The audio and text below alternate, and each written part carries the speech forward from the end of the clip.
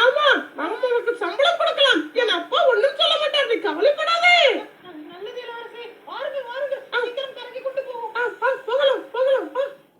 ஆஹா, இந்த கதை ரொம்ப சூப்பரா இருந்துச்சு டாடி. ஐயா, நல்லா இருந்துச்சு. நல்லா இருந்துச்சா? ஆமா ஆமா, ரொம்ப நல்லா இருந்துச்சு. ஆமா, அந்த பெட்டியில இருந்து குட்டி தம்பி வேற யாரும் இல்ல, அப்பா இஸ்ரவேலை வழி நடத்தின மோசே தான் அந்த குட்டி தம்பி. நான் நினைச்சேன்ப்பா, சண்டை கிளாஸ்ல எங்க கேட்ட மாதிரியே இருந்துச்சுன்னு யோசிச்சேன். கரெக்டா சொல்லிட்டீங்க, மோசே தானா? ஆமா ஆமா, ஆஹா, மோசே இவ்வளவு இஸ்ரவேலே வழி நடத்துற தீர்க்கதரிசியா மாறுறதுக்கு அவங்க அக்கா தான் உதவி செஞ்சுட்டு இருந்தா.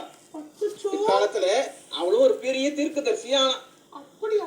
ஆமா, அப்பா, அப்ப நானும் தம்பி மேல ரொம்ப பாசமா இருந்தேன்னா கண்டிப்பா எங்களையும் ஆண்டவர் உயர்த்துவாரு. கண்டிப்பா உயர்த்துவாரு. யாருக்கு தெரியும், தம்பியை வச்சு ஆண்டவர் என்ன செய்ய போறாரோ, எனக்கு என்ன எதிர்காலமோ.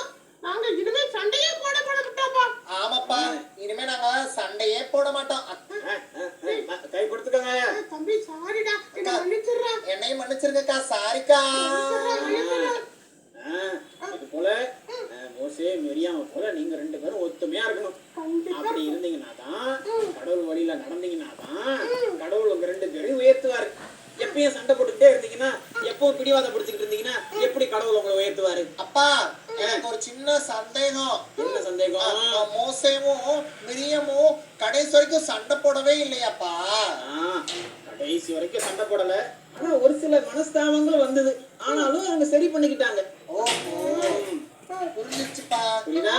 இது போல நீங்களும் அக்கா தம்பியா ஒழுங்கா நல்ல பிள்ளையா வாழணும்னு தினமும் பைபிள் படிங்க, சேர்ந்து பைபிள் படிங்க, ஜெபம் பண்ணுங்க, சேர்ந்து சர்ச்சுக்கு போங்க, அடிச்சுக்க கூடாது, சண்டை போடக்கூடாது.